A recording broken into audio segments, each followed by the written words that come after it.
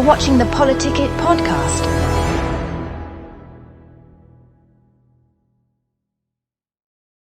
Welcome back to another episode of Politicit Dixie. Today I'm here with Speaker Mike Schultz. He came down for a lunch today, so stole him for a little podcast, a little extra time here. I'm excited to be here. I'm happy that you could come down and spend some time in Dixie. I love Dixie. I love Washington County. Well, we had a lot of fun at the lunch today. Did. It was really good. It was a huge turnout. Well attended. Yeah. I had a welcoming crowd that was welcoming me to the hotel, to the convention. By welcoming crowd, you do mean like a dozen protesters. Welcoming. They had signs. They had signs. I thought they were welcome, Mike Schultz. That's perfect. So it was fun.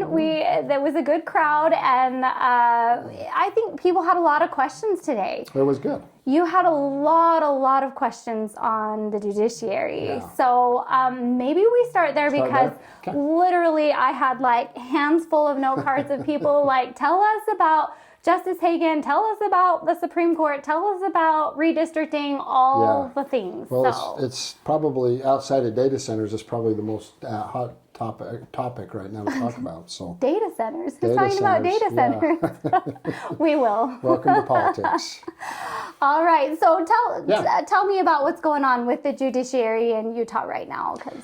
Well, really good question. So, yes, as you've seen, there's been several court cases that's came out that's given us a lot of concern, and most specifically the recent redistricting court case and Judge Gibson's ruling, where she actually picked the map from the League of Women Voters and Mormon Women for Ethical Government. Right. The most gerrymandered map in state's history. When you end up with 40% of the registered Democrats in the state of Utah in one teeny little district in the center of Salt Lake, you know that it's been heavily gerrymandered. And so it's really concerning to us as a legislative branch because we all swore oaths to follow the Constitution and uphold the Constitution. And Article 9 of the Utah Constitution says very, very clearly that it's the legislature that shall draw the lines and draw the districts in the state of Utah for our congressional districts. And that language is very plainly, clearly stated. And we just had a judge connect the dots around that language and end up picking a map. And people will say, well, Prop 4, and follow Prop 4. And we'd say, well, Judge Gibson has the duty to follow Proposition 4 as well. Judges are to interpret the laws, not make the laws. Judge Gibson, in the redistricting process, actually laid out a process that was completely different than what statute was said inside of Prop 4. Following Proposition 4, totally laid out something completely different. And that's making statute. That's creating laws. Right. And then to pick a map on top of that clearly was outside the bounds of our Constitution. We're very disappointed with our judicial branch that we're still in that case. And so we move forward on several changes and reforms. Some of them should have been done a long time ago, honestly. And so, but now just that gave us the opportunity to work to try to make some changes. So I'll talk real quickly about three. One was 2 new Supreme Court members. Utah was the only state our size that had 5 members. Almost every other state every state our size or larger in the United States has 7 to 9 members on our Supreme Court. So it was time. Our population, has grown significantly. The issues the Supreme Court is taking up today are significantly more complicated. Having 7 sets of eyes making these decisions and hashing them out is much better than 5 sets of eyes. And so we felt like that was a good reform and should have been done years ago, but it was a great time to do that. So Governor Cox, likely next week, will be announcing his two picks for that. So we're staying tuned on who our new Supreme Court justices will be, and then of course they have to go through the nomination process. So that was one. The other one was we set up a constitutional court. Everybody that wants that had filed to challenge our laws on constitutional basis that the legislature's passed, they do so, they file that in the 3rd district because that's the most liberal district and they have the best chances. And, you know, it's not fair for the citizens of the state to be held to one judge inside of Salt Lake City, the 3rd district. And so we created the new constitutional court where it's a 3-panel judge that hears these constitutional questions. They're more complex, they're more detailed, again, having 3 sets of eyes on it. From all, and only one judge can be from one district. So you can't have 2 judges from one district. So it spreads it out geographically across the state for that 3-panel judge. So just, again, getting more buy-in. It's not an attack on the judiciary. It's certainly within the constitutional bounds. So that was the one. And then the other one that we worked on, Representative Logan Monson did a great job on transparency. Yes. That's one of the things that as we started to look into, Utah ranked dead last with a handful of other states as far as judicial transparency. And I do want to give the courts a shout out. They did work with us on this bill. And they were good. Their exact words were to us was, we're excited to work through this process and excited to do this. And so you will now have the opportunity once this gets implemented to hop online, pull up every judge and look at the decisions they made, similar to how you can look at how your lawmakers and your legislators voted, right? You'll be able to do that with the decisions that the judges make, as well as disclosures. They'll have to disclose any conflicts of interest, things like that, which they don't now have to publicly disclose those. So having that, so Representative Logan Monson did a great job with that bill, moving that bill forward. So those are some of the biggest changes on the judiciary, and we tried to work collaboratively with the courts and the judiciary. Again, you know, there's always that natural tension there, but if you can work together to solve some of that, which we tried to do for the most part, and I think we did a pretty good job. Right. And hopefully, I mean, transparency benefits all of us, but especially when we're trying to create trust in the judiciary, especially after all of this controversy with Justice Hagan came out. I think that there's really an opportunity here for the judiciary to work at rebuilding trust. You want to talk about that? Yeah. Well, you know, it was really disappointing on Justice Hagan, and I think what's makes me even a little bit more frustrated is to see some of the news reports and to see some of the others saying, well, it was the Republican leadership that forced Justice Hagan to resign. We've all seen those headlines. And I've had emails and people that have came to me and said, why did you force Justice Hagan to resign? I'm like, I want to be very clear. It was not Republican leadership that forced Justice Hagan to resign. It was the evidence that we had that Justice Hagan chose to resign. And so, you know, but what's also probably more concerning to me than the affair that, you know, with the Prop 4 attorney. The lead, and not just the Prop 4 attorney, the lead attorney for abortion Prop 4, case the too, abortion case as well. So 2 of the top most controversial issues in the state of Utah. That's a pretty big deal. Right. But you set that aside, and the cover-up that happened inside the JCC was probably the most concerning to me. You have the chair of the JCC, who's partners with David Raymond, who's the attorney. They're partners, okay? And then through text messages that we received, we learned how close Justice Hagan and Shaylin Heyman, the chair of the JCC, were to the fact where they spend the night at Shaylin Heyman's house.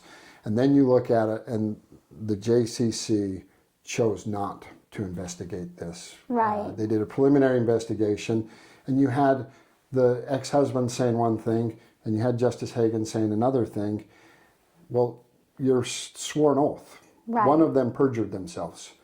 And it's very disappointing that the JCC didn't do a full investigation, because they would have found the same information that we would have had, and they could have handled that situation on their own. Instead, it forced it into the legislature's role, and then specifically the House, because the House has the investigative arm in the Constitution through impeachment.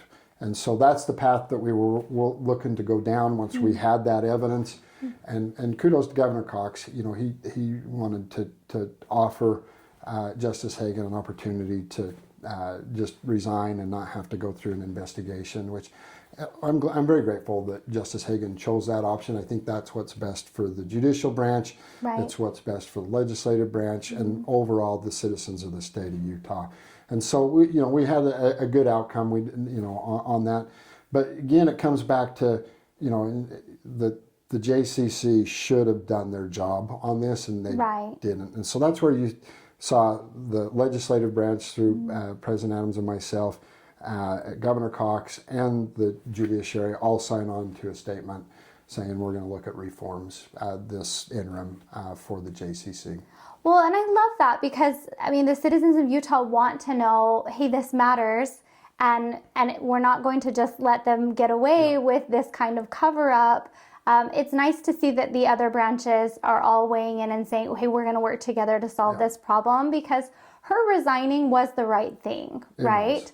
But also moving forward, how do we prevent this from happening again? Yep. So I like that. That's a much more like that we have to work to increase that trust. It's what Utah does well, I think, right? We find ways to come together to move the ball forward, what's best on behalf of the citizens. And I really am proud because it was not easy for the judiciary, I think, because, Justice Hagan was well respected inside those circles, and but yet they were able to kind of set that aside and say, let's do what's best for the citizens of the state. So again, we're excited to work through that process as we move forward. That is awesome. So there's some hope for that. There is. No, we'll get there. We'll get there. There's enough out there, and people can see it, and there needs to be some reforms. And with that too, like in terms of all of the changes that are happening on the Supreme Court, hopefully maybe we can get maybe another look at redistricting, maybe a look at our abortion laws. I saw Indiana, they just refused to hear Planned Parenthood on it. And I'm like, gosh, maybe with these changes on the Supreme Court, we may end up with a little bit. I mean, this July, it would make 4 years since they have prevented our trigger law from going into effect. It's so sad. And I'm just come back to literally the argument is over whether in 1896, when our forefathers created our Constitution, they felt like abortion should be legalized in the state of Utah. I've read our state's Constitution. For the life of me, I can't figure that out. Again, I've read our Constitution on redistricting. It is very clear. I'm pretty sure our forefathers had a good idea when they created our Constitution what redistricting was supposed to be and what that abortion was not a protected inside of our state's Constitution. If it was, it would say very clearly. So again, I think it's I'm very disappointed with the judiciary on that, because this is an easy shut the door case. Move on. This is even the United States Supreme Court said it's the state legislatures that should make these determinations. Right. And that's what the overturning of Roe versus Wade was supposed to do, for our judicial branch of government to step in and not allow that trigger law to move forward. And then on top of that, 4 years in, to almost 4 years in, to not even have any movement. Right. Again, that's why that constitutional court was so important. I think once that gets set up and going, I think you'll see some movement there. Okay, I'm glad to hear that. All right, we're going to shift gears. Okay, good. We're going to talk about something else you're really passionate about, higher ed reform. Higher ed reforms, yes, there's been a lot of changes. There has. A lot of really good ones. I know UVU kind of came in, they had some controversy going there with their speaker choice, Sharon McMahon. And there were a lot of leaders from Utah who spoke out on that. I appreciated you adding your voice and all of the work that you were doing behind the scenes to make sure that these students weren't forced to listen to Sharon on graduation. Well, I think it was a tone deaf move on behalf of the university to come out after Sharon McMahon's comments after Charlie Kirk's murder, and then less than a year later ask her to come be the commencement speaker. And again, a lot of people wanted to make this around freedom of speech. Right. And I even in my statement, or even in some of the things I said publicly, I think Sharon McMahon should go to UVU and speak and be part of that, right? I'm a big fan of free speech. However, time and place matters. Right. Big time. And a commencement speech is supposed to be about bringing people together. Right. And uplifting and focused on the work of the students, not a controversial speaker. And so wrong time, wrong place. And so hopefully Sharon comes back. I know she's been very critical of me and others, but hopefully she comes back. She's welcome at UVU, but not as a commencement speaker. Yes, and I will say that the students, it mattered to the students. Big time. It was really neat to see them responding in real time to statements from leaders like you and others in Utah, and being so thrilled that they were being heard because they have really struggled, particularly on the UVU campus, with things that have been going on there. You know, I never knew Caleb Chilcutt. Yes. Until he reached out and said, Speaker Schultz, please get involved in this. Yeah. And so we're happy to work together with the students. Good outcome. Yes. Higher education. I'm going to speak really highly on that. When I became speaker, it was one of my top priorities. So 3 years ago, you look at where higher education was, and they were meddling in every social issue. There was big fights going on between the legislature and the faculty and everything else. And so there needed to be some very significant changes and reforms. Utah led the nation on this. We had Representative Karen Peterson and Senator Ann Milner take the bull by the horns and went in and made significant changes. And, I'll tell you what, and great university presidents. We've got a lot of new university presidents. A new one just announced today, Weber State, is getting announced today. All right. It's already been announced, but Chris, it'll be President Chris Malcutt. And so we're super excited about him. I had the opportunity to speak with him this morning. I'm so excited. So President Smead. It makes a huge difference with the university presidents. Yes. President Smead is amazing. He's been great, yes. He's been incredible to work with. President Mindy Benson. Yes. Been SUU. amazing. SUU. Yep. I mean, I got to tell this story really quick. President Mindy Benson, SUU, was one of the first ones to stand up and say the SUU is not playing San Jose State in volleyball because they had the male volleyball player on their girls' team. And, kind of flew quietly under the rug.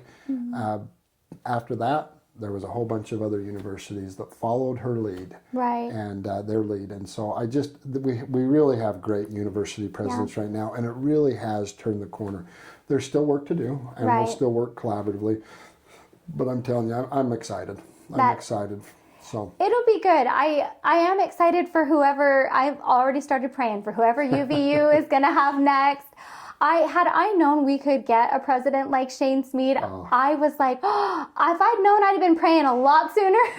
There you go. I met him. I'm like, gosh, I didn't even realize. I'm like, he is phenomenal. And you keep hearing things about just things he's doing and how he's working with your community and getting involved and trying to find that balance between Dixie and Utah Tech and try to bring the community together after such a nasty fight that's played out over the last several years. Right. And for the first time, there's some cohesion happening, and it's because President Smead's done a great job.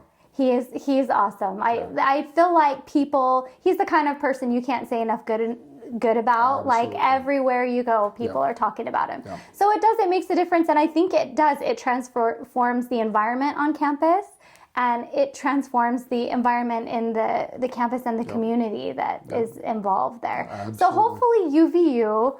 I'm kind of got I want Burgess in there. There's a push for Burgess. I've had a lot of people. I would love to see Burgess Owens go, especially because education has really been a passion of his. School choice. Yeah. He was big on school choice, and I'm sad to lose him as a voice in education, and so I would love to see him. Keep him involved. I'm just saying, I don't know if you can pull any strings, but if you can, I would love to see that happen. I can put a good word in, but I don't get to make those decisions. But Burgess, Congressman Owens, has just been a great human being. One of my favorites of all time. Just a solid, good person. Really good. But I'll say this. So we have an amazing higher ed commissioner right now, Jeff Landward. Absolutely amazing. The chair of the Board of Higher Education, Chair Amanda Covington, is solid, and a really, really good Board of Higher Education. And you look at the presidents that they have picked over the last couple of years, including President Smead, they're just doing a phenomenal job. Yes, and so we'll just pray they keep that up. They will. We're on a winning streak your prayers here. will be answered, I promise. They're doing a really good job. Perfect. Okay, we're going to take a break, and then we'll come back. We've got more to talk about with elections and data centers. Tired of media bias? Frustrated by political noise? Politicit.com cuts through the clutter, giving you real facts, clear analysis, and unbiased insight on the issues that matter most. Stay informed, stay empowered. Whether it's elections, policy changes, or breaking news, we've got you covered. No spin, no agendas, just truth you can trust. Visit Politicit.com today, because informed citizens shape the future. Politicit.com, where politics meets clarity. Welcome back. We are back from the break with Speaker Mike Schultz.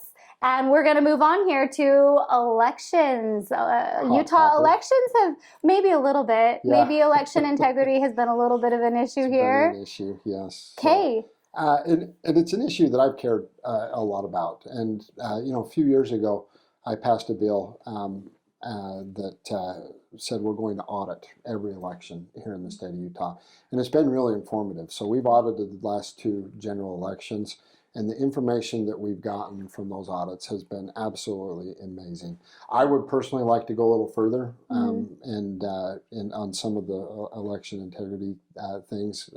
I'm a firm believer in good processes. I want to say we have really good elected county clerks all across the state. And for the most part, they do a really good job administering our elections. But I would like to see a little better processes in some cases. So. That's been a top one for me. But one that I'd like to talk about really quick was one that Representative Carrie-Ann Lisenby started and worked on very heavily, and then ended up, Representative Malloy ended up being the one that passed the bill. But it's a version of the SAVE Act, Senator Lee's SAVE Act. We actually passed that here in the state of Utah.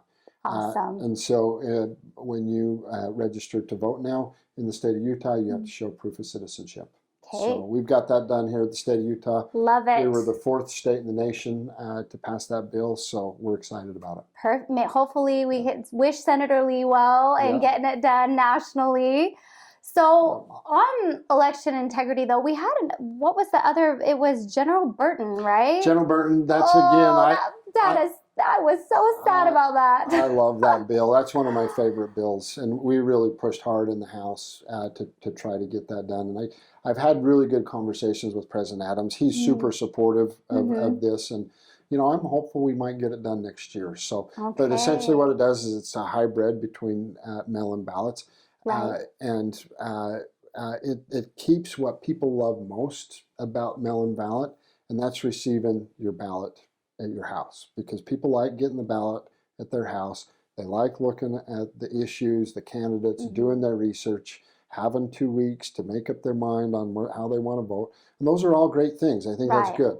But the problem comes after you vote, and then how is that ballot processed? And it arose from an issue that was here in southern Utah, how your all mail went to Vegas, got held up for a few days, and then came back late, and there was a lot of ballots that didn't get counted because of that. Right, the late postmark. Yeah, and so, there's a handful of other things as well, but look, 83% of Americans think that you should show ID at the time you vote. Makes sense. Right? And it's not that hard, okay? And, you can't have mail-in balloting and show your ID. So the idea that Representative Burton had and that we worked together on to try to get passed was, okay, mail that ballot out. You have 2 weeks to decide how you want, but then you have to take that paper ballot, show your ID, and drop it off at the polling location. Right. And that you think about how secure that is and how that just solves so many of the chain of command or the chain of custody concerns and a whole host of other concerns. Getting stuck in the mail in Vegas for 3 days and people not being able to vote. Right. So when elections are state run, it doesn't make sense that we have ballots going to like Vegas or ballots going to Idaho. Like it makes sense to keep your ballots in the state of Utah. I don't feel like that should be too hard. Well, and there's not a lot of trust with any federal government program, including the U.S. Post Service. Good people, but it's still a government bureaucracy, and I don't have a lot of faith.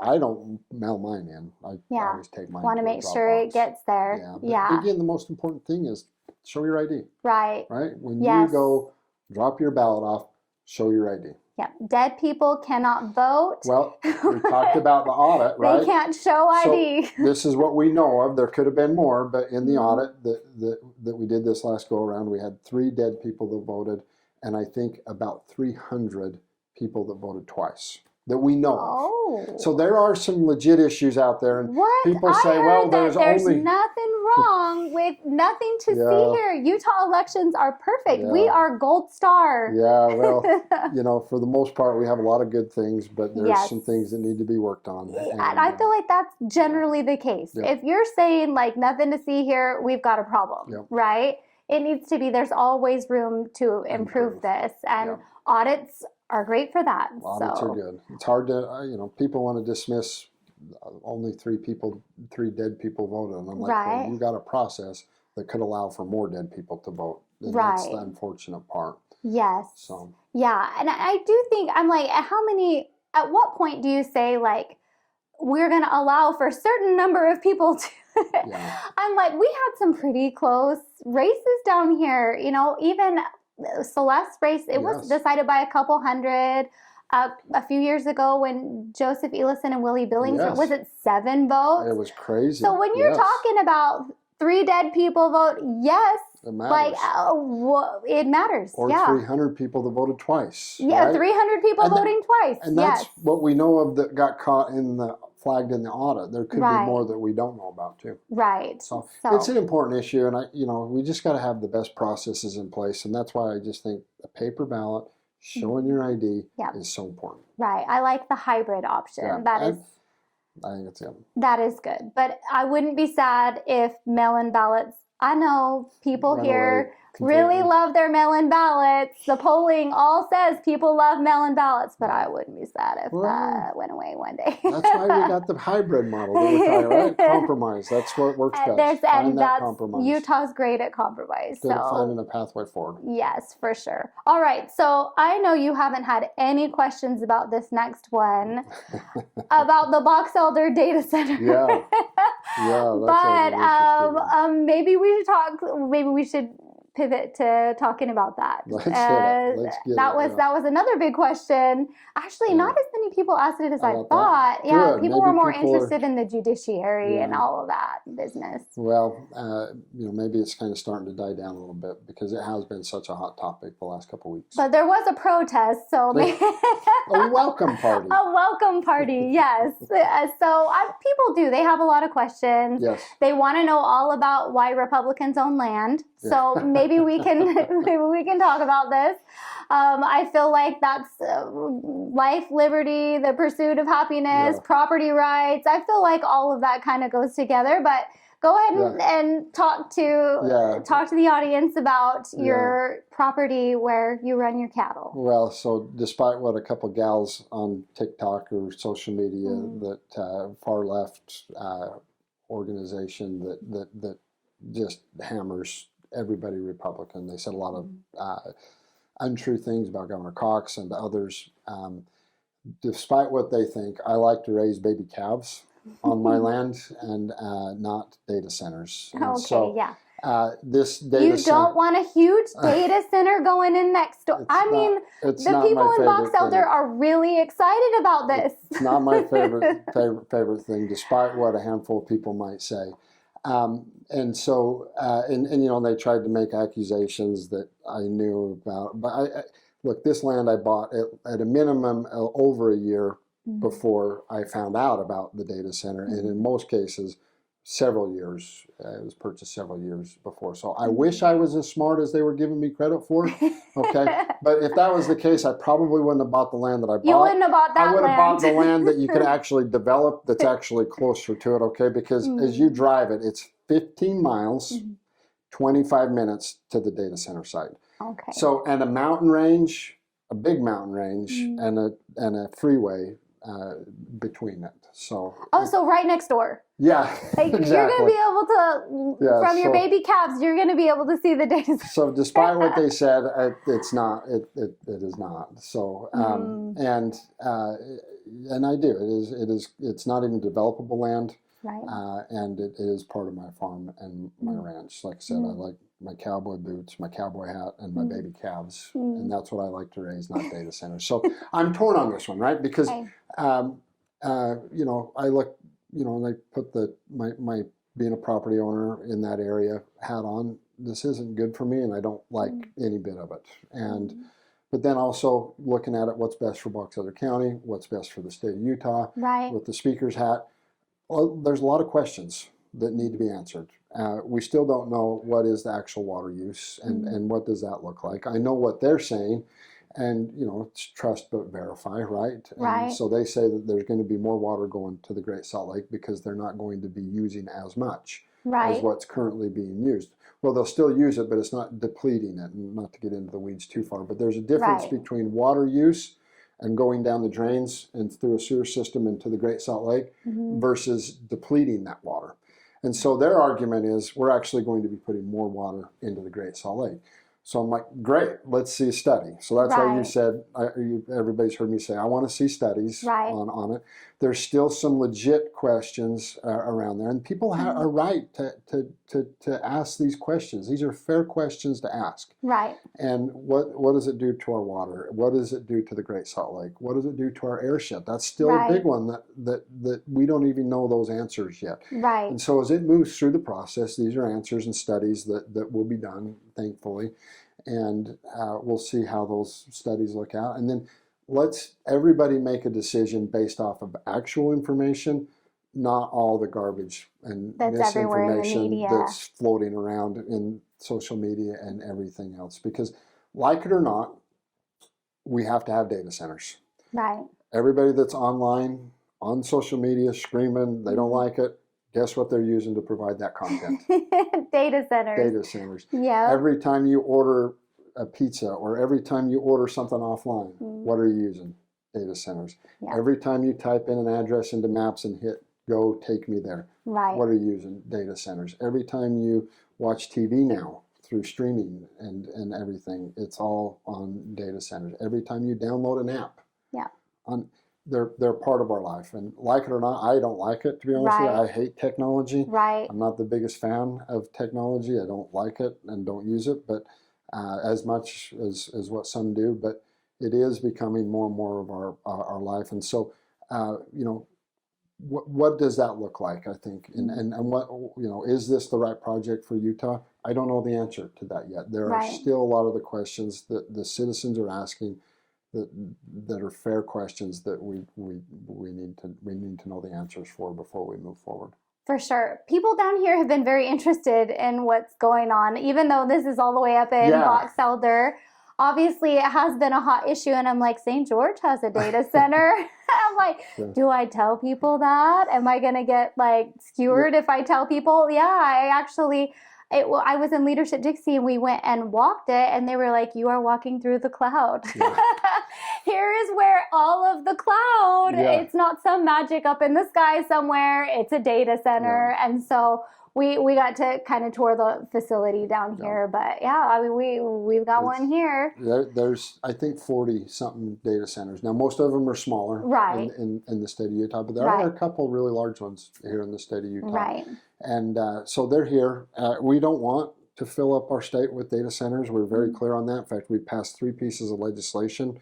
Representative Colin Jack was a leader in this. He's so good at being ahead on things. He is. He's amazing. I could go and talk about all the things he's done to help set Utah up on energy. But one of those things was like, hey, we got a problem. Right. You have all these data centers coming. We don't want them jumping on to our energy grid and using all of our energy and then having our citizens not have the energy and power that we need. So we worked and passed a bill and several other bills that restrict and make it harder for data centers. Now, I just want to point something out. You brought up, this is Box Elder County's decision. These are the citizens of Box Elder County. That's who I think that should be making the decisions. Sorry.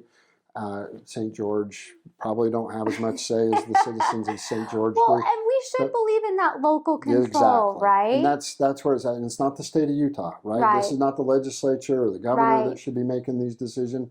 It's the citizens of Box Elder County that, and through their elected officials or through a referendum, we'll see what happens there. Right. That should be making this decision. And so, yes, as a state, I want to be very clear that the Department of Water Rights will be there to make sure that they're not hurting or impacting anybody else's water rights, right? That is an important part of it. Yeah. If you're going to impact somebody else's water rights, especially right now, we're in a drought. The governor just issued a state of emergency today because of that drought. They can't impact somebody else's water rights. That is an important part of the process. Division of Water Rights has that responsibility to do that. And they can't use more water than was, so they've been buying up private water rights, is that right? But they can't use more than what's currently been used. So people have been a little bit nervous about that, but that's how water rights work in the state of Utah. You can't use more than what was previously being used by the previous owners. Exactly. Yep. So there's a process in place to make sure that the water in the ecosystem is protected and the downstream users. And in this case, the downstream users, the Great Salt Lake. And so one of the most important stakeholders in the water discussion right now is the Great Salt Lake. So that will be a top priority as they're looking forward, looking at the project and scrutinizing it, whether or not it should move forward. Air quality is a big issue. Right. Division of Environmental Quality, DEQ, has standards, and it has to fall and meet within those standards. So these are all things that really, you look at the process. These are things that should have been discussed and done. These studies should have been done beforehand, because I think it would have cleared up a lot of the misinformation that's out there. And then again, I don't know if I'm for this or not for it yet, because we just don't know what the true impacts are yet. We need the information, and we need to know how it impacts Utah's resources. Exactly. We have finite resources here. We need to know what that's going to do. So during interim, the legislature, right? Yeah. So our Good Natural Resources Committee, it's in the House, Chair Albrecht, Carl Albrecht. His committee came together and said, we want to do a study on the impacts on data centers. So the legislature is going to do a study on what the impacts are. Again, there's so much information out there right now. Some of it's probably true, some of it's not true. Let's get down to what is accurate and what's hyperbole. And this is a national security issue. It truly is. And you think about, and literally, China and has the capability to launch a missile up into space to come and hit American soil. Well, we want to make sure that we have that capability to go up in space with another bullet and knock out that target, right? Well, AI is so sophisticated now, and there's so many different things that can happen. You want to make sure you use every bit of the technology that you can have available to you to do that. President Trump came out yesterday and talked about it. Congress came out yesterday as well and talked about the importance of AI and the national security. And it is an issue. Some people want to pretend like it's not an issue. It truly is an issue, but that doesn't necessarily mean that this is the right one for the right spot. And so let's have the discussion. Let's have the discussion with good information so people can make a good decision. That is interesting. I'd never thought about AI kind of being a new arms race, essentially. Whether it's, trying to hit a missile flying 2,000 miles an hour with another missile to knock it out, or whether it's to use bullets to knock drones out, because those drones get launched with 200 or 300 drones going at once. And you're seeing warfare change right now, right before our eyes, in Ukraine and in Iran, and a lot of it's switching over to drones, and they send 300 drones, a swarm of drones to go in, and you need that AI technology to do each one of them to knock them down. So it's a real issue that needs to be thought through and worked out. Okay, we'll find the right balance for Utah. I appreciate that. I'm confident we do. We, again, from the state's perspective, we've said, let's have some data centers here. Do we want to fill up the whole state with data centers? Absolutely not. Right. I'm not going to. But let's minimize the impact to the best extent we can. Right. I love that. That's, I think, again, the compromise, right? We've got to find out exactly, get the right information before we make the decision. I do wish we'd had all of the information a little bit sooner. And I feel like the residents of Box Elder, this situation could have been so different, but you can't go back, but there's a lot process matters. There's a lot of fair concern out there around that. And getting accurate information out there before moving forward. Right. Hindsight's 20/20. Yeah. I suspect they will have learned learned from their mistakes, and I suspect that will not happen again. Oh, we can only hope. Yeah. Okay, all right. So, anything else exciting that came out of interim, or anything that maybe like looking forward to like 2027? You want does the House have any fun new priorities? One of the things that we're really focused on at the state is our budget, our state budget. We've been recognized the best managed state in the nation, Utah #1, 3 years in a row now. A large part of that is because we're also recognized as the best fiscally managed state in the nation. I'll just give a quick shout out to Representative Joe Ellison. He passed a bill to actually help with that, the state sovereignty account, to where we take money and put into an endowment type account and then spend the interest off of that, and which will then help us lower taxes down the road. So I say that to say, yes, we are laser focused on reducing taxes here in the state of Utah. Over the last several years, we've reduced your income taxes by 11%, and we want to continue to reduce it even further. So right now we're at 4.45%. We want to get into the 3s. So we'll see what happens. That'll be a 25% reduction. So we're laser focused on it. We're trying to build the right way. We have less debt today than we did 30 years ago in the state of Utah.